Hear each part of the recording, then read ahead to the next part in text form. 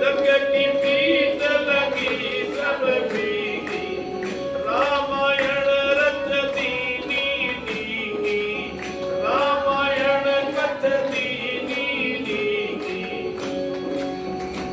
भई 60 शस्त्र विस्तार में निर्भय हरि गुण गाया, वो तो 60 शस्त्र विस्तार में निर्भय हरि गुण गाया। सत्संग बड़ा संसार में कोई बड़े भाग ने पाया, सत्संग बड़ा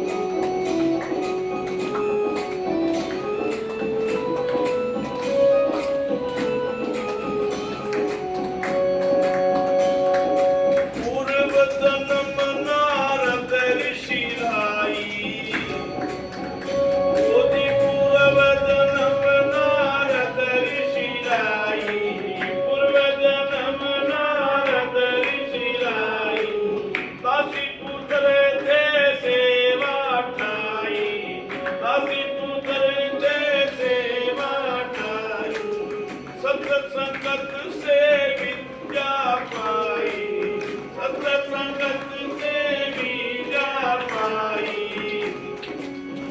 वो तो लागे बिरम विचार में, कीर्तन में बिरम घर पाया।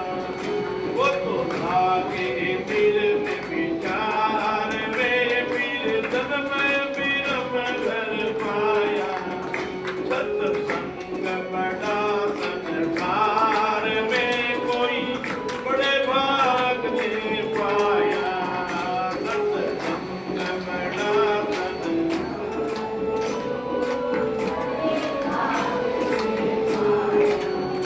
कोई बड़े भाग ने पाया, मानो रे कोई बड़े भाग ने पाया, कोई बड़े भाग ने पाया। सदन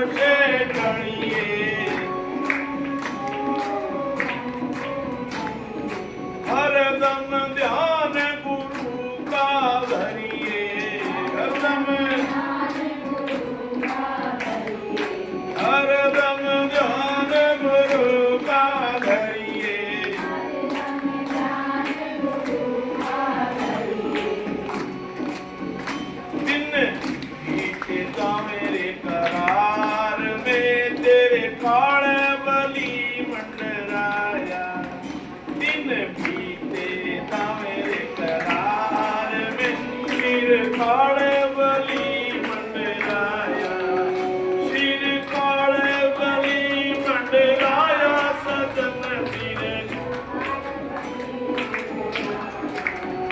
सत्संग बड़ा संसार में कोई बड़े भाग ने पाया सत्संग बड़ा संसार में कोई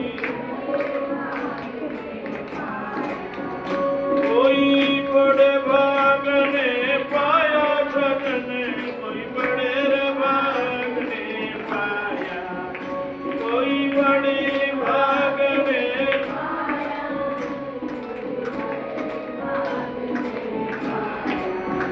सत्संग बड़ा संसार में कोई बड़े भाग ने पाया। बोलिए सच्चिदानंद भगवान की सतगुरु दीन दयाल की। देखो कितनी सुंदर बात बताई, समझ आइए नहीं कहिए सत्संग बड़ा संसार।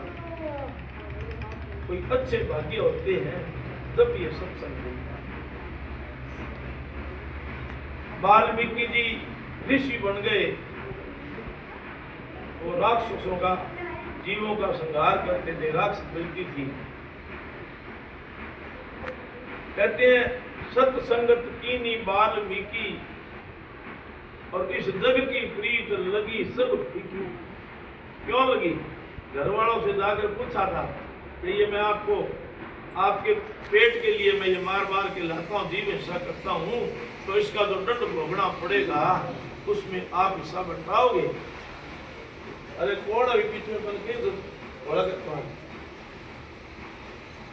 तो क्या था कि हम तो नहीं भागी हैं, हमारे को तो आप आटा ला दो, ये जरूरी थोड़ा ही है।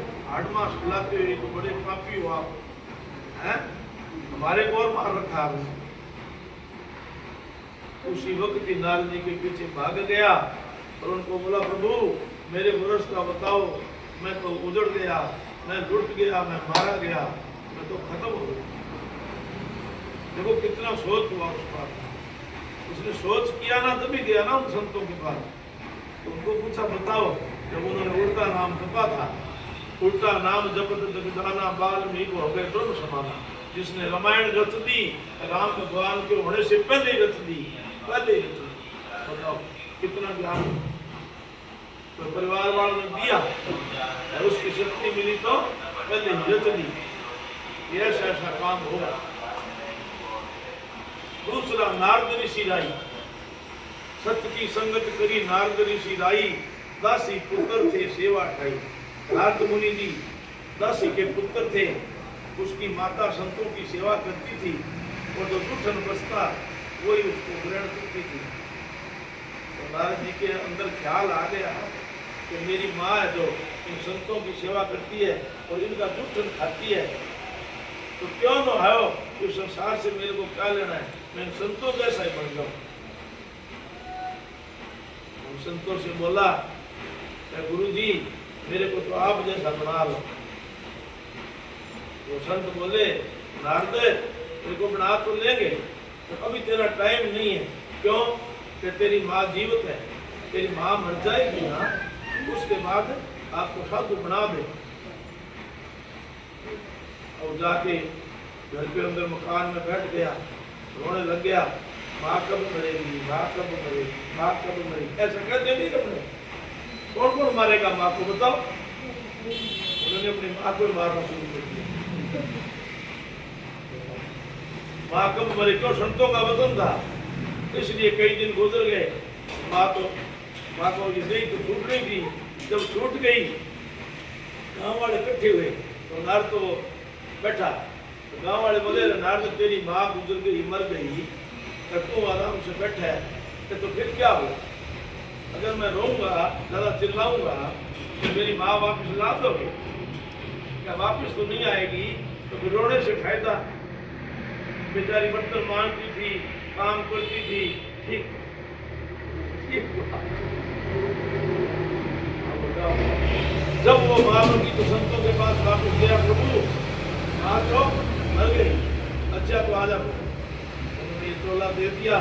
उसके बाद उन्होंने तपस्या करी तो प्रभु के घर में जन्म मिला उसको। तो आज पूरा संसार में कोई बीच में पड़ता है तो कहता ये तो